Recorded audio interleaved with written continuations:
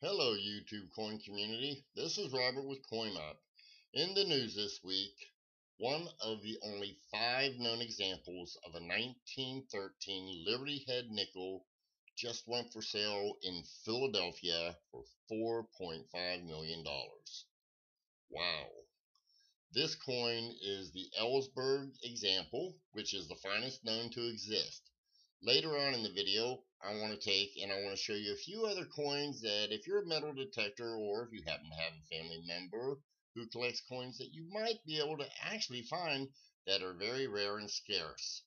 So, let's take a look first at the 13 Liberty Head nickel that just sold for the $4.5 million, and then we will go on to the others.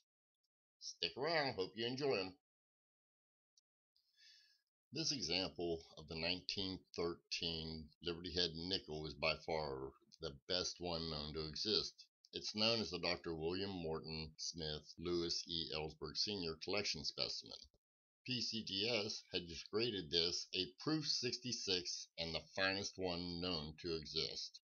The history of the 5 known examples to exist is sketchy at best. There are many theories as to how they got out of the mint. Some say they were struck in exchange for coins that were needed for the United States Mint's collection, while others believe that they were struck exclusively for wealthy collectors. There is also another theory that a coiner at the mint privately struck the pieces, which later found its way out into the numismatist market. Regardless of the theories, back in that time frame, it was a common practice for those who were responsible for the striking was to pay the proof and metal fund 8 cents for each coin that walked out of the mint building with them.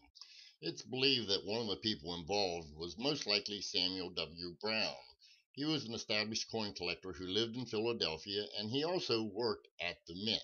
It's not known for sure if anyone else was involved. However, when the coin had first become known to the collecting community, it was Brown who had them. In December 1919 in the Numismatist, Samuel Brown had advertised that he would pay $500 each for a 1913 Liberty Head nickel, if any such coin existed.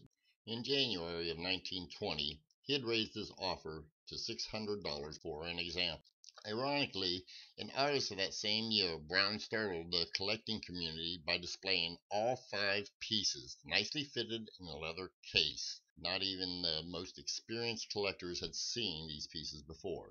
Q. David Bowers, a well-respected numismatist in the coin community and well-known historian, believes that at least in part, Stephen K. Nagy also had part ownership of the coins.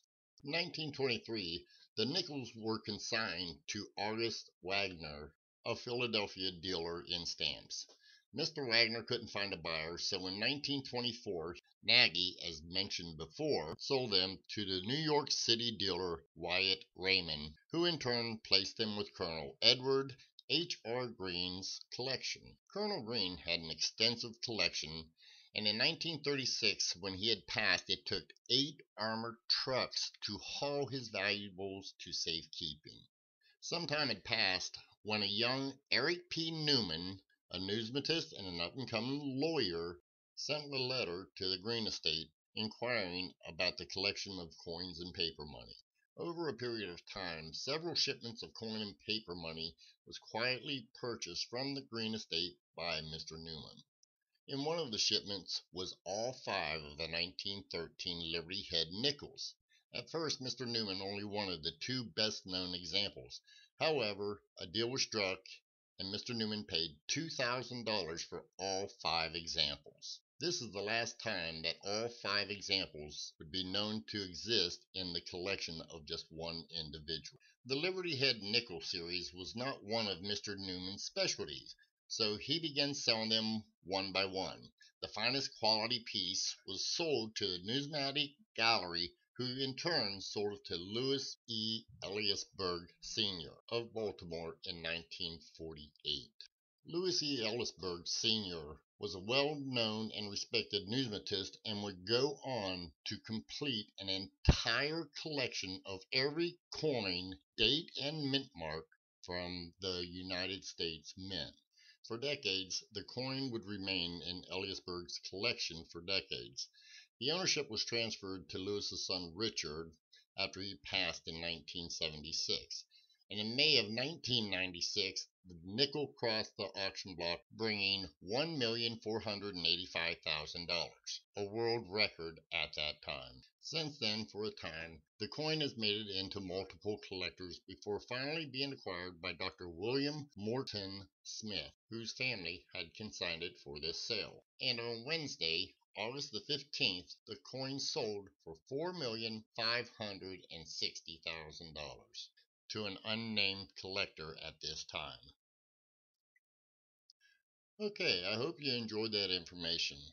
As a bonus coin, I wanted to show you a 1794 flowing hair dollar. One of them sold for $10 million in 2013.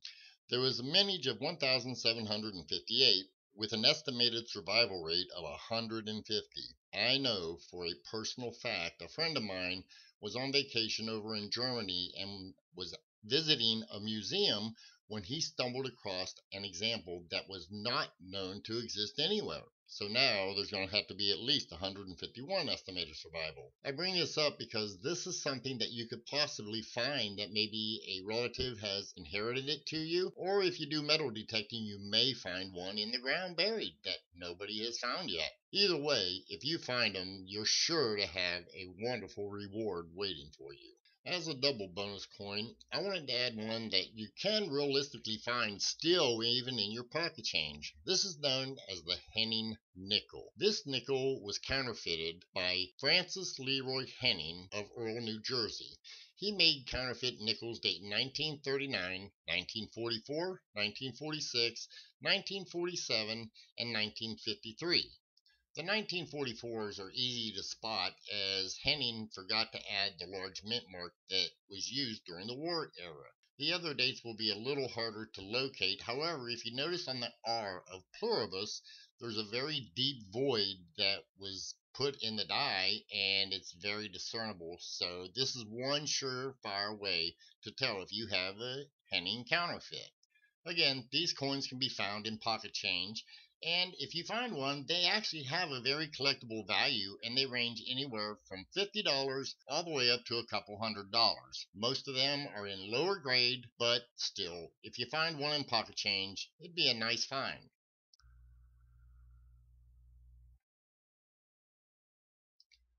Okay, welcome back. I hope you enjoyed the video.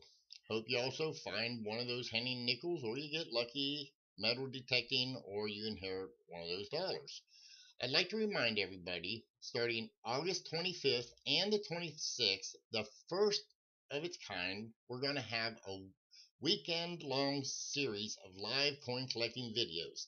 Dozens of channels, giveaways, auctions, sales, lectures, and presentations on coin collecting. It'll start at 9 o'clock Eastern Standard 9 o'clock Eastern Standard Time, and it's going to end whenever we run out of people doing the videos. There's a schedule. I'll leave a link below so that you can take and you can find where it's at and what time each of the shows are starting. Also, every other Friday, me or Dustin will be doing live video auctions on CoinOp. When we're not doing them, Ken Peavy will be doing them on his channel. Again, I'll leave a link below. The auctions start at 8 o'clock p.m. Eastern Standard Time, and the ending depends upon what all is being auctioned involved. The last few have been an absolute success, so I hope you join us. As always, I hope you enjoyed it again. Happy hunting.